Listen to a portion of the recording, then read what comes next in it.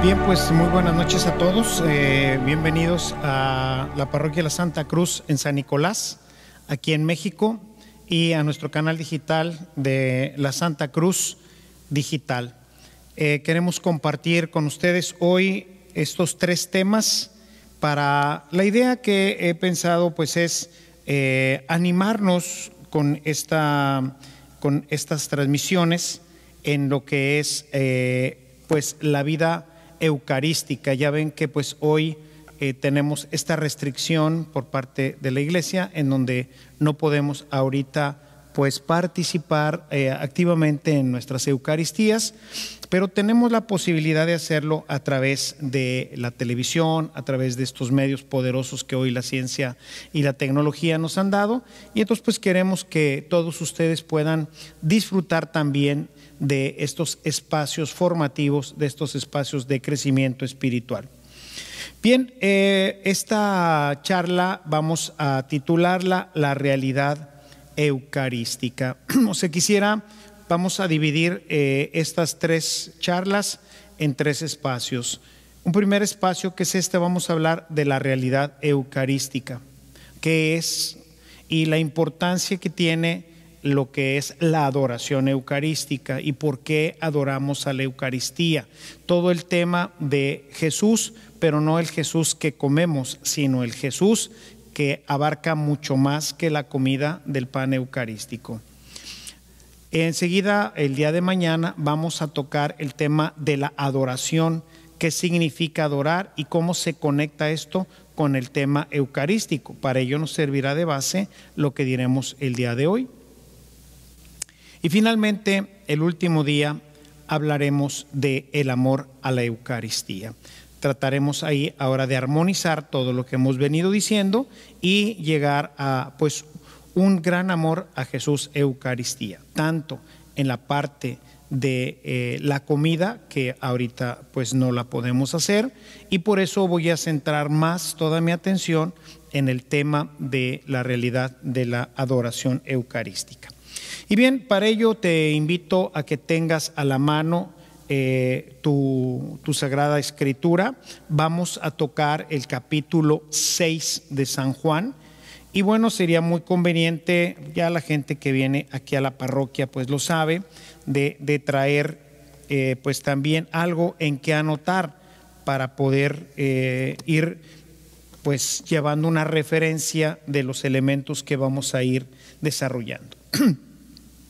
Entonces, el tema eucarístico lo trata San Juan en su capítulo 6. De hecho, se le conoce al capítulo 6 como el capítulo eucarístico. Es un texto escrito ya tardíamente, estamos hablando cerca del año 90, por ahí en la última década probablemente del primer siglo.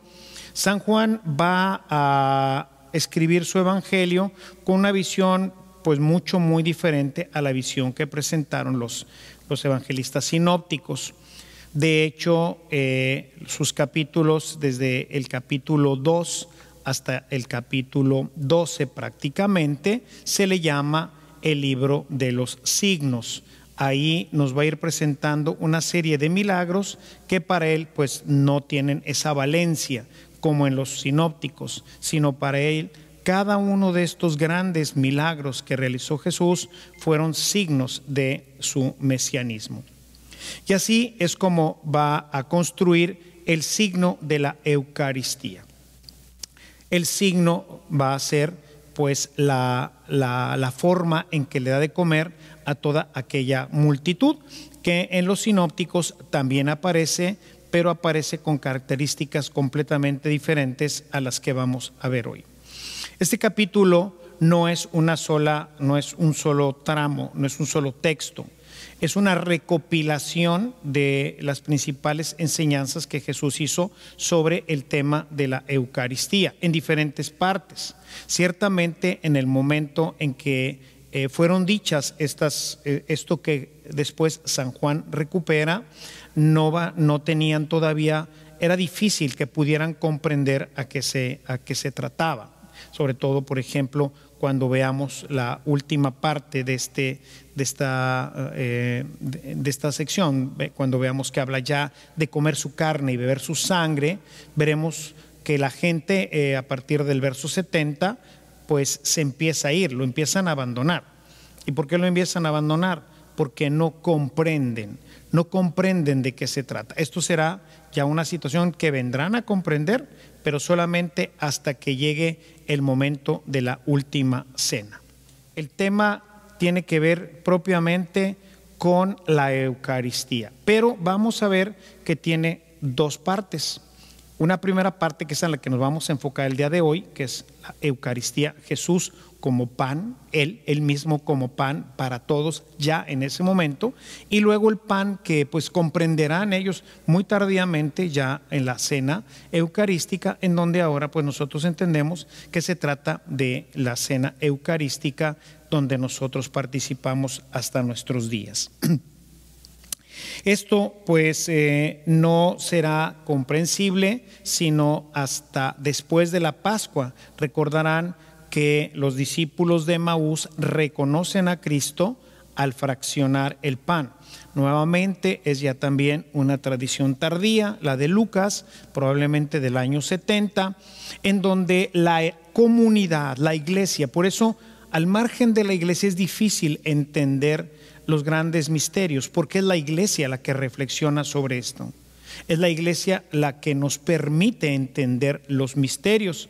Fuera de ella no los podemos entender. La iglesia va reflexionando y va comprendiendo. Y por eso, muy importante, en el capítulo 24, al final del Evangelio de Lucas, la reflexión sobre los discípulos de Emaús, que vienen a presentarnos también nuevamente el tema eucarístico. El relato entonces empieza en el capítulo 6 con la multiplicación de los panes. Jesús, partiendo de unos cuantos panes y unos cuantos peces, le da de comer a toda una multitud. La multitud se asombra por el signo, por el gran milagro que hace Jesús, y lo quieren proclamar rey. Se lo quieren ya llevar y llevárselo a Jerusalén y proclamarlo rey. Jesús se escabulle, se va al monte a orar. Los discípulos parten en una barca. A medianoche Jesús los alcanza y luego, llegan a Cafarnaún. Al día siguiente vienen barcas de diferentes partes, no encuentran ya a Jesús ahí y lo van a buscar y lo encuentran en Cafarnaún. Ahí es en donde se va a dar pues este momento de encuentro con Cristo. Y por eso quisiera que te situaras a partir del versículo 25 del capítulo 6 de San Juan. Si gustas acompañarnos, vamos a este capítulo 6 de Juan.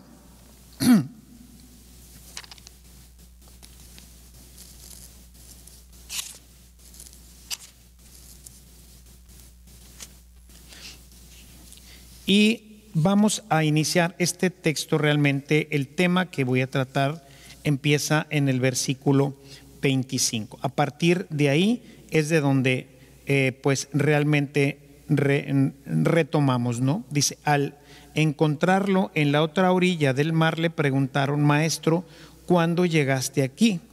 Jesús les respondió: les aseguro que ustedes me buscan no porque hayan visto signos, sino porque comieron pan hasta saciarse. Entonces, ahí es en donde retomamos de ahí lanzamos nuestra propuesta, ¿no? Entonces, ahí empieza el gran desarrollo de la explicación de Jesús sobre el tema eucarístico. El verso 26 nos dice, lo acabo de leer ahorita: Jesús les dijo: les aseguro que ustedes me buscan porque comieron hasta saciarse y no porque hayan entendido las señales milagrosas que he realizado.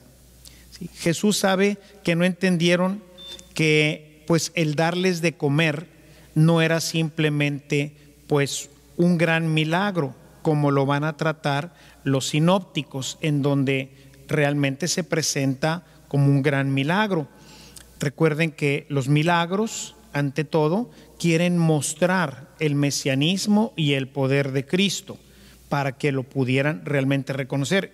Y va que ni siquiera a través de todos estos signos y de todos estos elementos la gente logró descubrirlo realmente como lo que era el Mesías, porque esperaban que ese poder, que el mismo poder con el que sanaba a los enfermos, el mismo poder con el que resucitaba a las personas, sería el mismo poder como el que tenía Moisés, ¿verdad? Que pues incluso abrió el mar y pues murieron todos los enemigos, ¿no? O sea, realmente el tema era la supremacía de Israel, cosa que Jesús pues no es precisamente lo que viene a hacer, ¿no? Recordemos que para San Juan los milagros son siempre signos, son realidades mucho más profundas de lo que aparece a los sentidos. Hay que ver mucho más allá. Y por eso pues a mí me encanta, me fascina el Evangelio de San Juan, porque me fuerza a ir más allá. No me puedo quedar simplemente en una lectura tranquila, porque detrás de cada palabra, detrás de cada actitud, de cada elemento, se esconde una realidad mucho más profunda que necesita del auxilio del Señor para poder avanzar en ella. Va a explicar ahora Jesús el signo de la comida que han tenido el día anterior. Verso 27. Se trata de una comida que da vida eterna. Y, a ver, lo que hemos visto, ¿qué es? Bueno, no es un pan normal, es un pan que da vida eterna. Vamos a notar dos elementos importantes dentro de su capítulo. La primera parte, que llega prácticamente hasta el versículo 50, Jesús va a hablar de vida eterna, no de resurrección. Mientras que a partir del verso 51 empieza a hablar de la resurrección, o del verso 50, ahorita lo vamos a tocar, empieza a hablar de resurrección. Vida eterna y resurrección son cosas diferentes que se entrelazan, pero que vamos a ver que tienen una valencia diferente en el Evangelio de San Juan. Entonces, de nuevo, una expresión que seguramente es mal entendida, pues al menos los fariseos pensarían en no morir jamás, en permanecer vivos. Una pues herejía que todavía perdura hasta nuestro tiempo, pues es esta. Los testigos de Jehová pues piensan todavía esto, que es el pensamiento veterotestamentario, no morir. Mientras que incluso la Sagrada Escritura continuamente habla de morir y resucitar. Nos habla de los huesos secos, por ejemplo, ¿sí? Ezequiel nos habla de esos huesos secos que van a tomar vida. Entonces, se trata de morir y volver a la vida, pero una vida que ya no es en esta tierra. Recuerden ustedes que los saduceos no creían en la resurrección. Los saduceos pensaban, como hoy piensan los paganos, que pues al final de esta vida se muere uno y se acabó. Hasta ahí llegó la vida del hombre. No creen en los ángeles tampoco, no creen en ninguna vida espiritual. Una situación un poco difícil de entender, pero que tiene que ver con su experiencia en Babilonia. Entonces de ahí pues tendrán algunas ideas un poco, perdón por la expresión, pero equivocadas o chisqueadas, ¿verdad? Que no tienen nada que ver con la revelación que venía haciendo Dios a través de todos sus profetas. Esta comida es la que en el futuro dará el Hijo del Hombre, es decir, el mismo Jesús. Es quien da esa comida y aprovecha para presentarlo como el pan bajado del cielo. Quisiera que regresáramos nuevamente a este capítulo 6.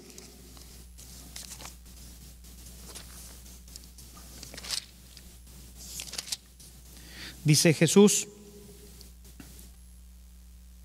no busquen el alimento que perece, sino por el alimento que permanece para la vida eterna es el que el Hijo del Hombre les dará, porque Él es quien Dios, el Padre, marcó con su sello. Entonces, notamos aquí este tema. Notamos que hay un alimento que da vida eterna, ¿sí? Por alimento que permanece para vida eterna, y resulta que es el Hijo del Hombre. Él lo va a dar. Él va a dar este alimento para que no muramos, sino para que permanezcamos. Todavía en la idea aquí en la tierra. Todavía no hay tema de resurrección, todavía no hay tema de muerte, es aquí. Vayamos al versículo 33. ¿Sí? Déjenme, voy leyendo todo el capítulo y luego me detengo en los versículos. Voy a continuar entonces la lectura. Dice, lo que pasa es que el versículo 28 tiene que ver con otra cosa. Dice, entonces le preguntaron, ¿qué tenemos que hacer para llevar a cabo la obra de Dios? No se ha hablado de la obra de Dios. Sí, no se ha hablado de la obra de Dios. Jesús le respondió, esta es la obra de Dios, que crean en aquel que Él ha enviado. Esta es un elemento que introduce ahí San Juan, porque lo que sigue tiene que ver directamente con la fe en el Hijo del Hombre. Verso 30, ellos le replicaron, ¿qué signo haces para que al verlo creamos en ti? ¿Qué obras realizas? Nuestros padres comieron el maná en el desierto, como dice la Escritura, dio a comer pan del cielo. Entonces Jesús, verso 32, les dijo, les aseguro que no fue Moisés quien les dio el pan del cielo, atención, sino mi Padre es quien les da el verdadero pan del cielo. Allí hay un verdadero pan del cielo para comer y no morir. No morir en este mundo, no morir en la tierra, porque está haciendo referencia a el tema del desierto, ¿ok? En donde no van a morir de hambre, Dios los va a alimentar para que no mueran. Y ahí es en donde aparece el texto que iba a decir ahorita, del versículo 33.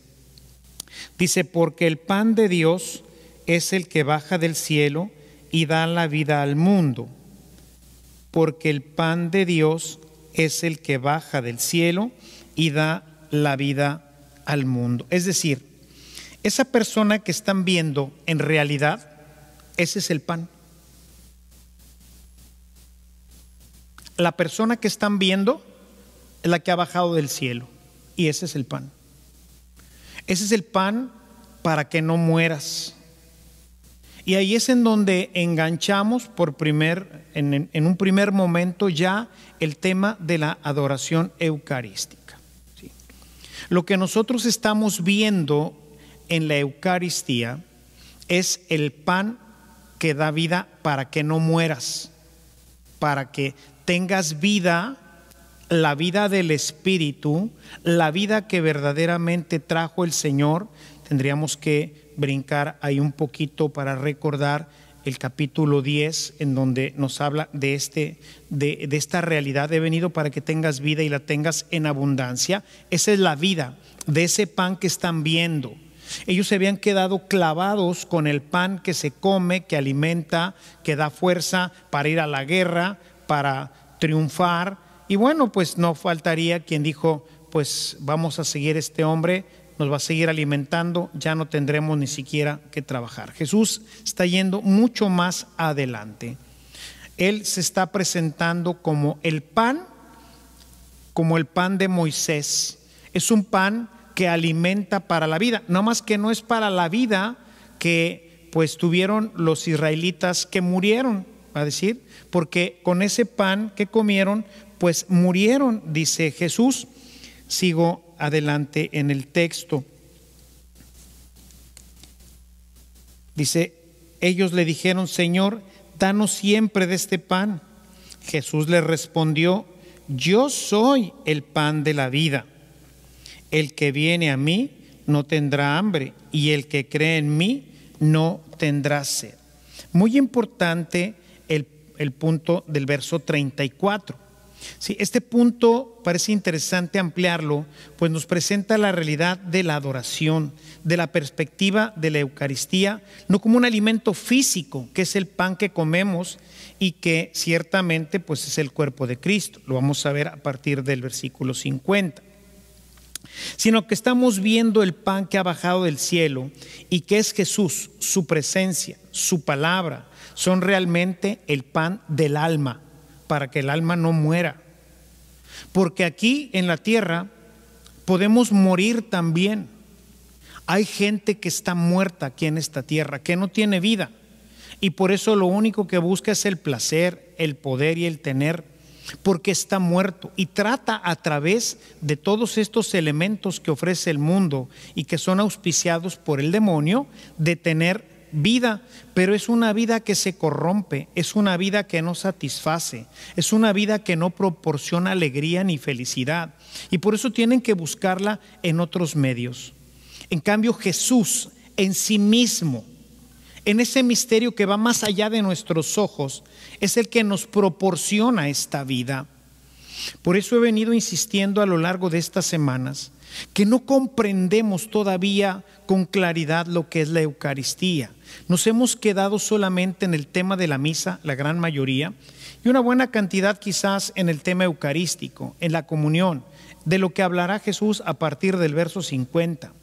Pero la otra parte es una parte sumamente importante a la que no le hemos hecho caso, porque es la parte espiritual. Ciertamente todo es espiritual, pero esta parte tiene que ver con la fe, tiene que ver con la vida, tiene que ver con la alegría, tiene que ver con el amor. O sea, Jesús, la persona de Jesús, que es la palabra, ¿sí?, da vida. Da vida. Y para tener a Jesús no necesito venir al templo. Aquí está, me la llevo a mi casa. Jesús está aquí, está vivo, está resucitado hoy. Ellos lo tenían enfrente. Ellos tenían enfrente al Hijo de Dios, al pan que da la vida. Esto que ustedes están viendo, les dice, este es el pan que da vida, pero ustedes no creen, no me quieren creer, no me quieren aceptar, no me quieren pues tener como parte de su vida. Y por eso tienen la vida toda enredada. Y por eso hoy tenemos la vida toda enredada, porque no somos capaces de reconocer a Jesús, de poder darnos cuenta de que la Eucaristía, cuando yo lo estoy viendo, hay un milagro que me abraza, hay un milagro que se hace presente, que se hace patente en mi vida en ese momento, y que va mucho más allá del pan, del sacramento, que es fundamental, que es vivo, que es real, que es Cristo mismo. Pero precisamente porque es Cristo mismo, ese Cristo, no tengo en ese momento que comérmelo, porque ya Cristo, de la misma forma que cuando está hablando con los judíos en ese momento, que no se lo pueden comer porque no le pueden dar todavía una mordida, porque es carne todavía que no está sacramentalizada, que todavía no es carne resucitada, no se lo pueden comer. Pero eso no quiere decir que no les diera vida. Por eso le dice, este es el pan, yo soy el pan que les da la vida. O sea, cuando estamos ante la Eucaristía, no lo podemos comer. Hay 50,000 personas delante de la Eucaristía. No lo podemos comer. En tu casa no te lo puedes comer. Esta gente que estaba ahí no se lo puede comer, y sin embargo les da vida. El verso 35 es interesante. Jesús les dijo: yo soy el pan que da vida. El que viene a mí nunca tendrá hambre, y el que cree en mí nunca tendrá sed. Fíjense que todavía no les está diciendo nada de comer, está hablando de venir, y ese venir es seguir. Dice, el que viene a mí nunca tendrá hambre, y el que cree en mí nunca tendrás sed. Es decir, no necesitamos más. Decía Santa Teresa de Jesús, solo Dios basta. Notemos en este versículo, Jesús no estaba hablando aún de comérselo, como lo va a hacer más adelante, ya concretamente en el versículo 54. Aquí habla de ir a Él, de creer en Él, de creer que es Él. Resulta difícil, a veces yo les digo a los niños y en general a la gente, cuando yo presento el pan antes de la comunión, ¿verdad? Y les digo, este es el Cordero de Dios que quita el pecado del mundo. Lo que tú estás viendo y yo estoy viendo es un pedazo de pan, porque tiene las propiedades del pan, pero ya sustancialmente es Cristo. Pero lo que veo es un pan. Y el sabor que tiene es el sabor del pan y la consistencia del pan. La gente en el tiempo de Jesús veía a un hombre, no veía al Hijo de Dios, no lo distinguía porque era exactamente igual a cualquiera de nosotros. No había forma. Era igual que tú, igual que yo. Por eso Él les dice, tienen que creerme. Y tienen que creer que yo soy verdaderamente el pan que ha bajado del cielo, que yo soy el pan que Dios les da a ustedes ahorita, para que se alimenten, para que tengan vida, pero no me quieren creer. Y nosotros no queremos creer esto. Y por eso la gente sigue todavía protestando con el tema de por qué nos han quitado la Eucaristía. Nadie le ha quitado la Eucaristía. La Eucaristía ahí está. Cuando el sacerdote consagra, ya está ahí. Y aunque tú estés en tu casa, ahí está este pan que da vida. Pero tienes que ir a Él. No queremos hacer nada. No queremos orar. No queremos leer la Escritura. O sea, queremos que la gracia nos venga así. Ciertamente la gracia es eso, es un regalo, pero es un regalo que buscamos, es un regalo que aceptamos, es un regalo en el cual creemos. Vengan a mí, dice Jesús, los que están cansados, agobiados, yo los descansaré, yo los aliviaré. Y eso es lo que tenemos que hacer, mis hermanos, ir a Él. Dice Jesús, yo soy el pan que da vida. No está hablando todavía de comer. Yo soy el pan que da vida. El que viene a mí, no dice el que come, todavía no, hasta el 54. Y no van a entender nada. Y la mayoría se va a ir. Si van tantos que Jesús tuvo que preguntarles, ¿y ustedes también se van a ir? Pedro le dice, ¿y a dónde vamos? Si tú tienes palabras de vida eterna. No entendemos nada de lo que dices. No sabemos qué es eso de comer tu carne y beber tu sangre, pero si tenemos que darte una mordida, te la vamos a dar. Pasará tiempo hasta la institución eucarística en donde comprenderán de qué se trata esto. Antes de eso no. Pero toda esa gente podía ya tener vida, pero necesitan ir a Él, necesitan creer en Él. El que viene a mí nunca tendrá hambre, y el que cree en mí nunca tendrá sed, porque Él, con su palabra, con su simple presencia, sacia el alma. Hermanos, los ángeles son espíritus puros, y el espíritu puro no puede comer, porque no tiene materia, no tiene estómago, no tiene manos, no puede comer. De hecho, no sabemos exactamente cómo son los ángeles. Lo que tenemos son representaciones de los ángeles, pero son espíritus puros como Dios, creados por Él. No pueden comer. Tú y yo sí. Y el ángel se goza, se inflama de amor, se derrite ante la presencia de Dios. Vive en un estado gozoso permanente, porque está delante del pan que da la vida. Tiene que usar Jesús elementos a través de los cuales nosotros podamos comprender de qué se trata. Saciar. Dios te sacia.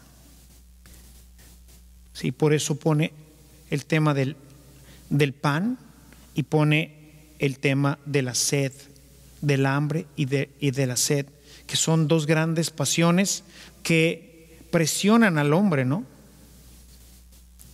El que viene a mí, nunca tendrás hambre y nunca tendrás sed. El que viene a mí. Por eso la evangelización, hermanos, ahí está el centro de la evangelización. Estas dos expresiones las podríamos referir a estar con Él, como lo menciona Marcos en el capítulo 3, en el verso 14. Y los llamó para que estuvieran con Él. Y después enviarlos y darles poder y todo, pero para que estuvieran con Él. ¿Cuánto tiempo estamos con Él, hermanos? Queremos venir a misa y estar 1 hora, 40 minutos, 2 horas, en el peor de los casos, si vienes aquí conmigo o en alguna otra iglesia en donde la Eucaristía pueda durar mucho. Pero la gente quiere irse rápido. No me prediques mucho, no me hables mucho de la palabra. Hey, abrevia, ya comulgo y me voy.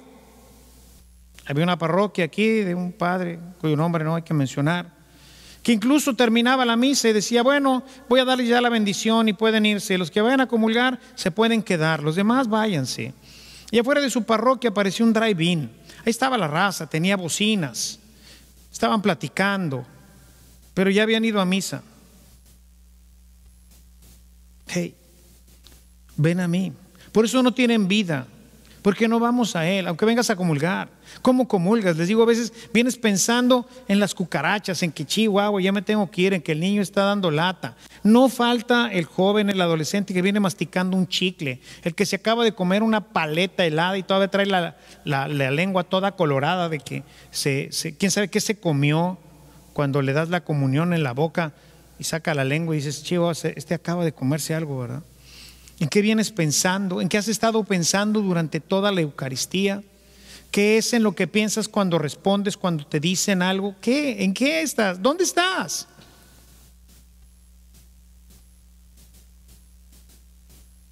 Vengan a mí, crean en mí. Nos llamó para estar con Él y creer en Él, que no es creer simplemente en su existencia, sino creerle en Él. ¿A poco creen que no? Pues lo veían, pero no le creían que Él fuera el Hijo de Dios. ¿Quién eres? Pues esto que les acabo de decir, les dice: yo soy Dios. Esto que les acabo de decir, eso soy. Les he mostrado de 1000 formas, he resucitado gente, he sanado gente, les he dicho todo, absolutamente todo, y no creen.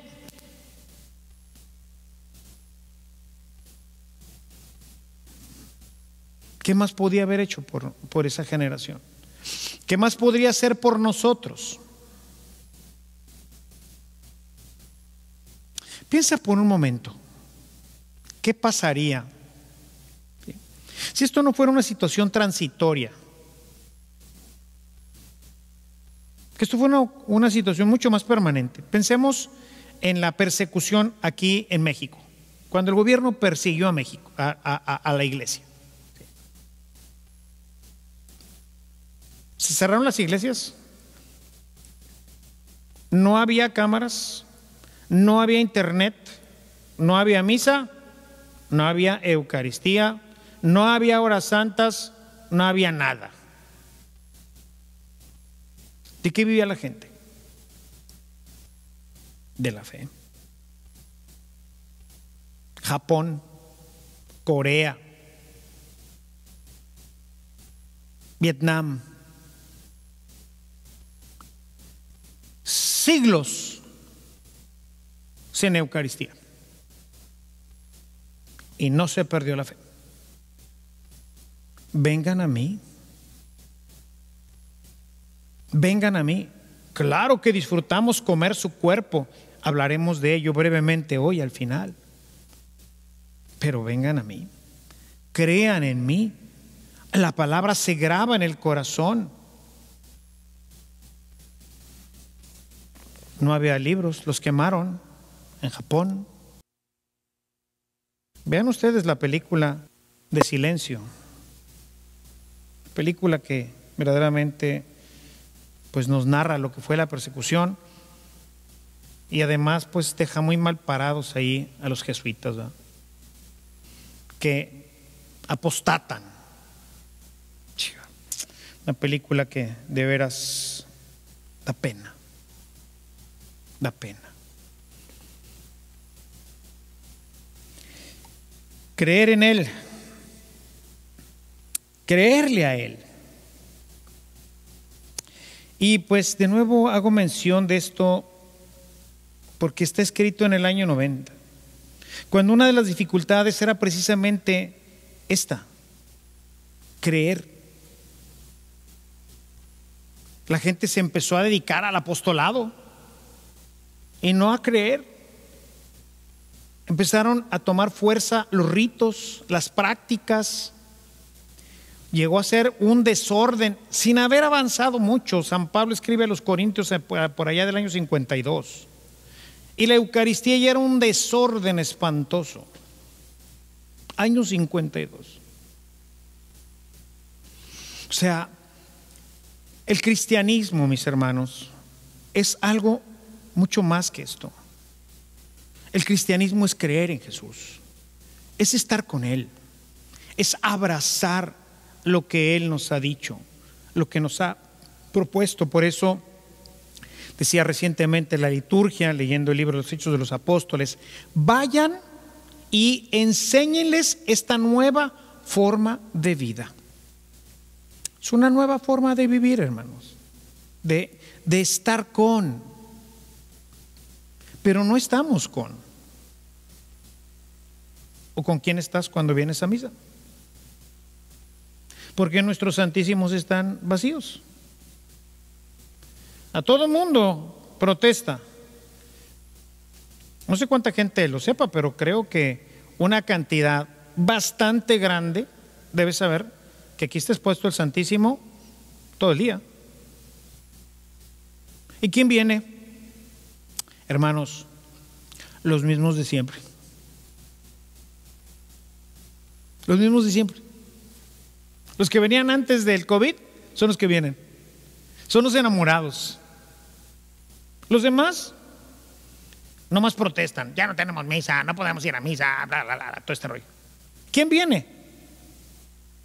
A ver a Jesús, el pan de la vida, a que te dé vida. Cuando doy la bendición siento como si hubiera una fuerza así que se expande, una gracia potentísima que Dios regala. Estás en la presencia del Dios vivo.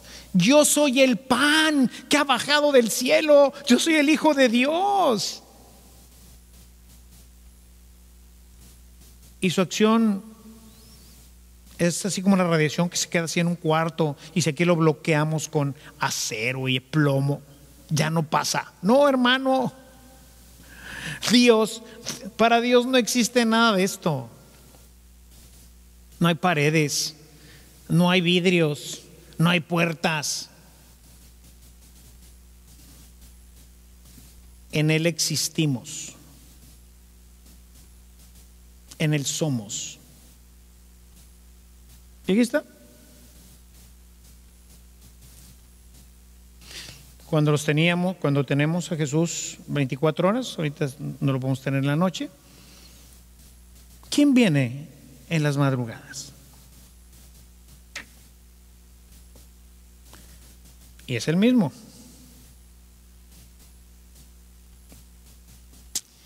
Pero no hemos entendido esto, ¿no? No hemos entendido. Recordemos que nos gana la actividad. Nos gana y pensamos que esa actividad, muy apostólica incluso, pues sustituye a estar con Él. Y no, vengan a mí. Vengan a mí. Quiero que estés conmigo. Todos los diálogos con Conchita, hoy Beata, todos los diálogos con Teresa, Santa Teresa de Jesús, Y con tantos místicos es vengan, estén conmigo. Santa Teresa define la oración como pasar largos ratos con aquel que sabemos que nos ama. En Hechos 6, 3, 4 dice: hermanos, busquen entre ustedes 7 hombres de confianza, entendidos y llenos de Espíritu Santo, para que les encarguemos estos trabajos. O sea, atender las mesas y todo el trabajo apostólico y demás. Dice, nosotros, está hablando Pedro, nosotros seguiremos orando y proclamando el mensaje de Dios. Su chamba es orar y anunciar la palabra. Orar. Y los llamó, este verso lo tengo metido entre el entrecejo, Marcos 3:14. Los llamó para que estuvieran con él. Y eso es lo que hay que hacer, hermanos, estar con él. Comulgar, sí, claro, por supuesto. Los domingos hay que comulgar. Es el día de la fiesta, es el día de la comida, es el día de la reunión de los hermanos. Pero no es nada más la reunión de los hermanos, es algo que va más allá. Les he venido también explicando un poco algo de esto. Los otros videos que he estado haciendo también ahora en mis redes sobre el tema de la comida, y por eso ahora algunos hasta me critican como padre ahorita que está toda esta crisis. Sí, precisamente porque se te ha olvidado ser familia. Se te ha olvidado que la comida no es nada más ir a comer, no es nada más venir a comer el pan de Cristo, a comer su cuerpo. No, hermano, es algo mucho, mucho, pero mucho más que eso, la Eucaristía. Pero mucho más que esto. Nos quedamos en el pan. Venimos a misa, a comulgar rapidito, una misa cortita. Es más, mucha gente que viene a comulgar entre semana y viene nomás a comulgar. Yo digo, ¿estarán entendiendo realmente qué es la Eucaristía? Parece que no han leído, al menos con profundidad, este capítulo 6 que estamos leyendo ahorita. Veamos ahora el versículo 37. Todos los que el Padre me da, vienen a mí, y a los que vienen a mí, no los echaré fuera. Este reconocimiento de Jesús como pan que alimenta es un don de Dios. Es algo que Dios te tiene que dar. Es algo que Dios te tiene que regalar. Por eso, si no lo pides, no lo ves, no entiendes. Los sinópticos, pasaje que me gusta más porque es el que está un poquito más explicado, o al menos me gusta a mí más, es el de Mateo 16. Mateo 16, 16, 18. ¿Quién dice la gente que soy yo? No, pues unos dicen que eres Juan el Bautista, otros que un profeta, etcétera, etcétera. Ah, muy bien. ¿Y ustedes? No, pues. Y finalmente Pedro dice, tú eres el Mesías, el Hijo de Dios vivo. ¿Y qué le dice Jesús? Bienaventurado Simón, hijo de Juan, porque esto no te lo reveló la carne ni la sangre, sino mi Padre que está en los cielos. O sea, es Dios el que lo revela. Por eso no lo vemos. Igual que el pobre ignorante fariseo, el saduceo, toda la gente que veía el pan, pero no lo reconocía. Y por eso el verso 37 es importante. Todos los que el Padre me da vienen a mí. Los que el Padre me da vienen a mí. Venir a Él, ir a Él, estar con Él, creer en Él, creerle a Él. Todo esto es lo que Jesús necesita para alimentarte. Si tú crees en Él, si tú vas a Él, nunca aquí en la tierra necesitarás nada más.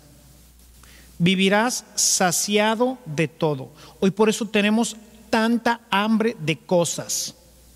Queremos más y más y más cosas y nos duele deshacernos de ellas. ¿Por qué? Porque no estamos saciados. El alma no está saciada. Y el ser humano, mis hermanos, no tiene llenadera. Estamos hechos para lo eterno. ¿Con qué lo llenas? El corazón del hombre. Solamente Dios. Nada más.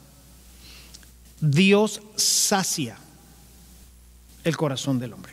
Dios sacia el corazón del hombre. Es verdad, no podremos ver todo el capítulo, obviamente.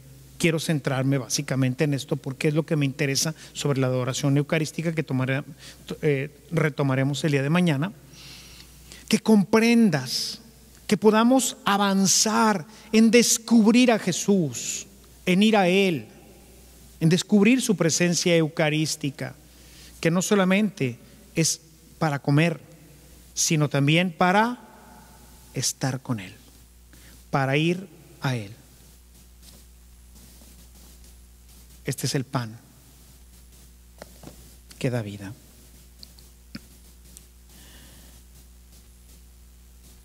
De nuevo, para nosotros el tema de la adoración eucarística, el verso 40. Dice, porque la voluntad de mi Padre es que todos los que, chequen esto, si tienes alguna herramienta en griego, chécalo. Todos los que miran al Hijo de Dios y creen en Él, tengan vida eterna.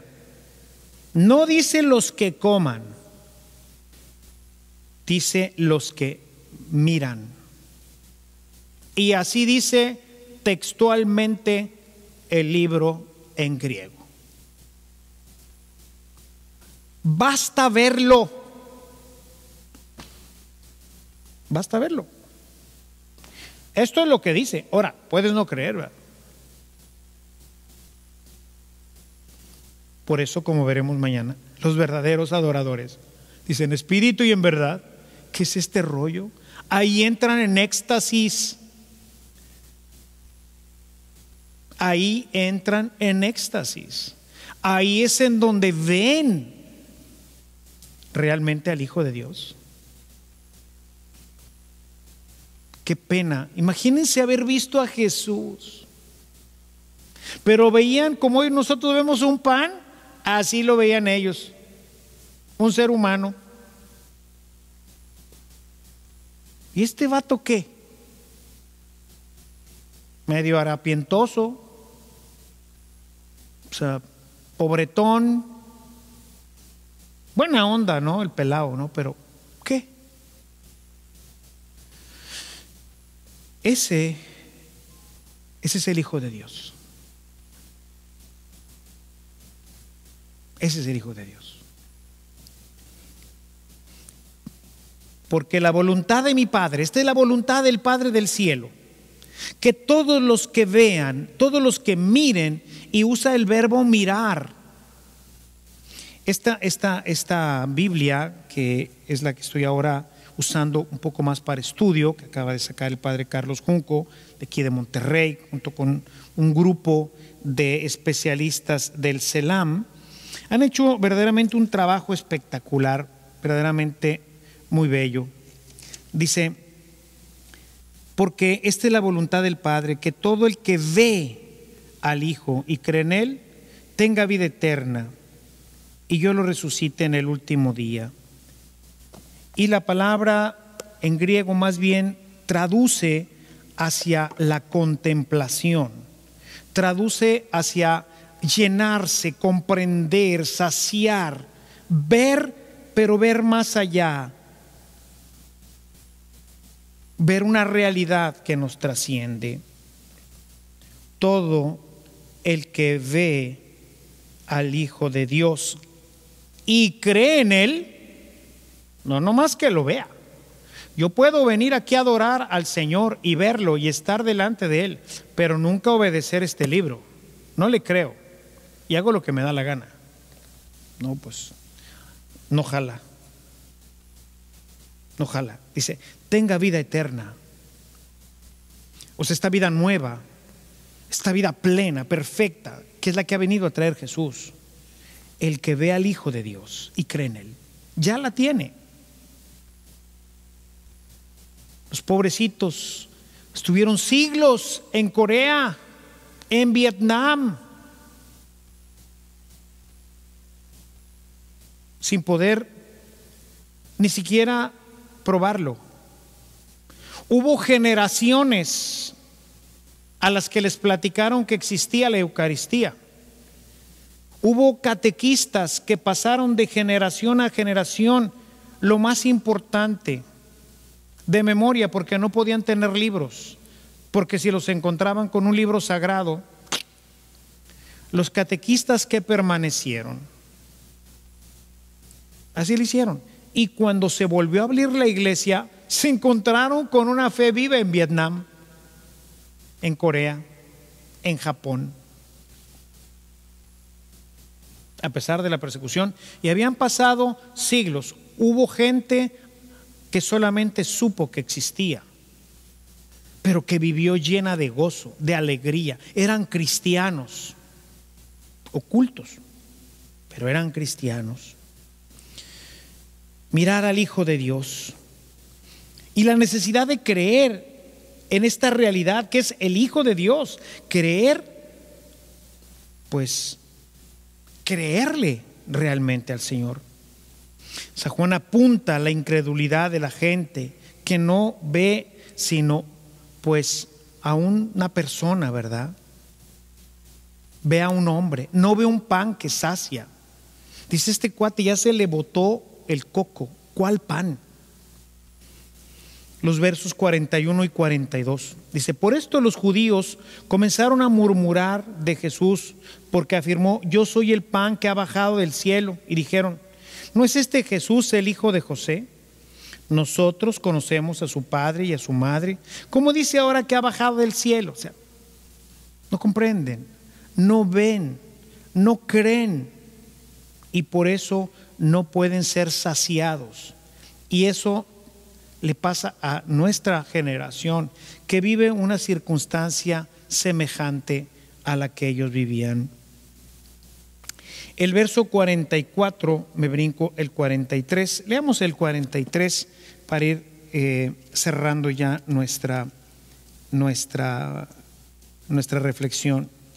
Jesús les contestó, dejen ya de murmurar. ¿Sí? Verso 44. Nuevamente repite, nadie puede venir a mí si no lo atrae el Padre que me envió, y yo lo resucitaré en el último día. Ahora sí, se empieza a abrir una nueva sección en el capítulo. Ya no se trata ahora simplemente de la vida aquí, no se trata de tener ahora la vida plena, la vida en abundancia. Ahora se trata de morir y volver a vivir. Pero para eso necesitas haber vivido con esta vida nueva que Él comunica simplemente con acercarte a Él y creer en Él. ¿Sí? El Espíritu Santo que vendrá en el bautismo es el que viene a completar la obra. Si ustedes ven en la casa de Cornelio, cuando nosotros leemos el capítulo 10 de Hechos de los Apóstoles, vamos a darnos cuenta que primero les predica. Ellos creen. Luego se derrama el Espíritu Santo y luego los bautizan. ¿Qué hubole? Todo al revés. Primero le predica a Pedro y dice, y mientras le estaba predicando, se derramó el Espíritu Santo y todos quedaron llenos de Espíritu Santo.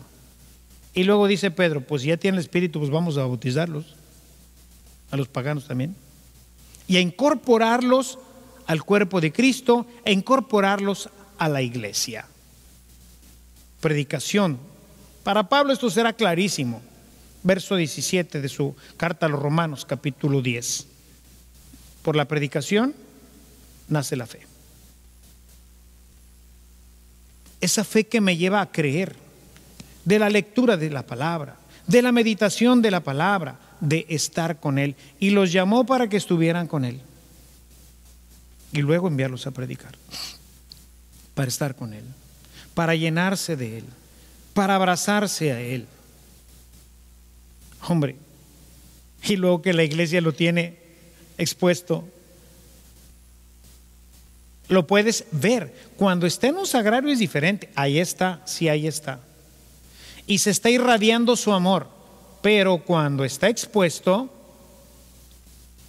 dice, los que miran al Hijo de Dios y creen en Él. Y yo cuando vengo a la adoración, pues lo veo. Por eso el sacerdote, cuando consagra, lo presenta a la comunidad para que lo veas. ¿Y la gente qué hace? Por respeto baja la cabeza. ¿Quién te dijo eso? Y entonces, ¿para qué levanto la hostia? El momento del ofrecimiento es la parte final, la doxología. Por Cristo, con Él y en Él, a ti Dios Padre omnipotente. Es una oferta ahí, ¿sí? Y no tengo las especies en la mano, así, no muestro la hostia, no. Levanto el plato, ¿sí? Donde están las hostias, y levanto el cáliz. Aquí está Jesús, el Hijo. Este es el sacrificio que te ofrecemos. En la consagración, te muestro la hostia para que la veas, para que la adores, para que te embeleces, para que se te reviente el corazón, hermano. Para eso la levanto, para eso la levantan los padres. No necesitan levantarla hasta arriba. ¿Por qué la levantaban hasta arriba? Si tú ves la misa explicada que tengo ahí, es porque se celebraba de espalda. Y si yo estoy de espalda y aquí consagro, pues ya no ves nada. Entonces, ¿qué hacía el sacerdote? Levantaba la hostia para que la vieras y la bajaba. Siempre ha sido costumbre de la iglesia. En la iglesia oriental, la consagración, me recuerdo ahorita cómo se llama el lugar atrás del altar donde consagra el padre, porque lo hace en secreto. Se mete como una casita ahí, atrás tiene su lugar, consagra el pan, y ya que consagró el pan, sale y lo presenta para que lo adores. Y luego se vuelve a meter y vuelve a salir y presenta el cáliz. Porque es así, no sé, no conozco muy bien el rito bizantino, pero así es. Para que lo veas. Los que miran al Hijo de Dios y creen en Él, tengan vida eterna, y yo lo resucite el último día. Aquí nace la primera parte, ¿no? Pero los judíos no creen esto, se burlan de Él. Y ahora el verso 44 introduce ahora sí ya el tema de la resurrección. Es un tema que ahora va a ligar el siguiente punto. Nadie puede venir a mí si no lo atrae el Padre que me ha enviado, y yo lo resucitaré en el último día. Ahora toca ya el tema de la resurrección. Finalmente Jesús inicia, ahora sí, en este versículo, el core del misterio de la Eucaristía, que es el pan para la vida eterna, para que Él nos resucite. ¿Sí? Llega al punto de decir, el que no come de este pan y no bebe de este cáliz, no lo puedo resucitar. Al menos eso es lo que dice la Sagrada Escritura. El verso 51, yo soy el pan que ha bajado del cielo. El que come de este pan vivirá para siempre. El pan que yo les daré es mi propia carne. La daré para la vida del mundo. Si se fijan, ahora empieza a mover el discurso hacia la carne. Ya no es el que lo ve, ahora empieza un nuevo discurso. Cambia completamente la dinámica de lo que viene diciendo y pasa de verlo, de estar con Él y de creer, a comer. ¿Y a comer qué? A comer su carne. Escándalo total y completo.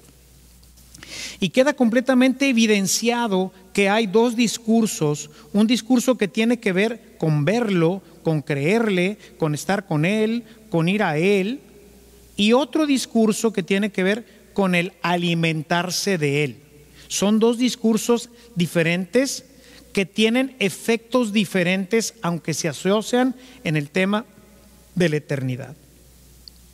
Y tanto es así que 2 versículos más adelante va a cambiar el término.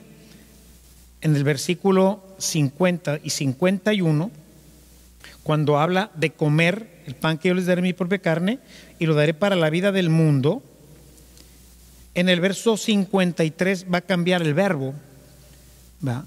El verbo phagein, que es comer, lo va a cambiar por el verbo trogon, que es el acto de masticar y deglutir, para que no quede duda de que lo que se trata es de comer masticando y tragar.